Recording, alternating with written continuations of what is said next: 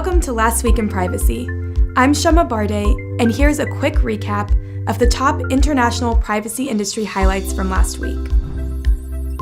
The European Commission announced that it has reached a safe data agreement with Japan, in which the EU and Japan recognize each other's respective data protection systems as equivalent, allowing data to flow safely and freely between the two. Each side will now begin its internal procedures to adapt the agreement, which is expected to be finalized this fall.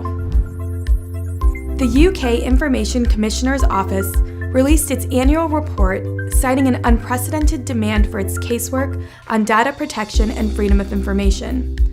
The report states that data protection complaints in the UK are up 15%, breach notifications are up 30%, and that 26 penalties have been issued, totaling £3.28 million, as well as 19 criminal prosecutions with 18 convictions, calling it the largest number of civil monetary penalties in the history of the Commissioner's Office.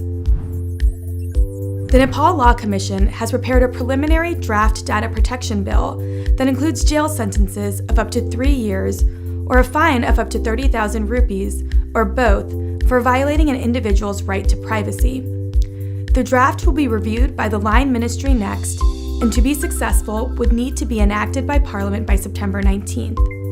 Items addressed in the bill include requirements for consent before government bodies can publicize an individual's personal data, and requirements for privacy of communications, trespassing, and more. Lithuania's law to implement the GDPR has come into effect. The law takes advantage of a number of GDPR derogations, including a prohibition on publicizing national identification numbers or processing them for direct marketing purposes, placing limits on a variety of GDPR requirements when processing is for the purposes of journalistic, academic, artistic, or literary expression, more specific rules on the processing of employee data, lowering the age of consent from 16 to 14 in relation to the offering of information society services, and more.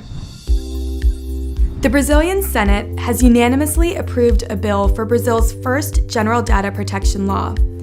The bill is currently awaiting approval from Brazil's president, who is likely to veto the articles that would establish a national data protection authority in Brazil, thus raising questions about how the potential law would be enforced.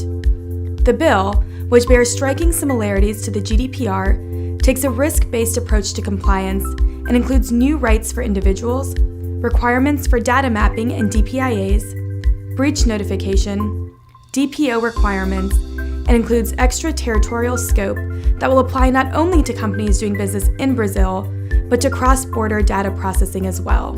If approved, the law would go into effect after an 18-month grace period, allowing organizations time to adapt. That's all for this week. Thank you for tuning in to Last Week in Privacy, helping you prepare for this week in privacy. See you next time.